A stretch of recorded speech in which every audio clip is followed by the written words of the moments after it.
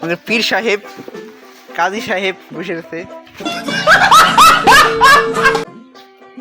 কাজী সাহেব বিয়ে পড়াবেন না আজকে? হ্যাঁ বিয়ে পড়াবেন না? আমার লাভ লস নেই, আমার লাইফটাই লস।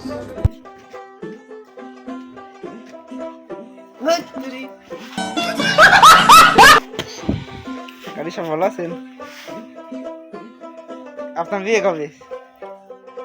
আপনার বিয়ে যদি তার 1 মাস পরে। আচ্ছা আপনি বলুন তো বাংলাদেশের পরবর্তী নাম কি হবে? সাকিব আল হাসান।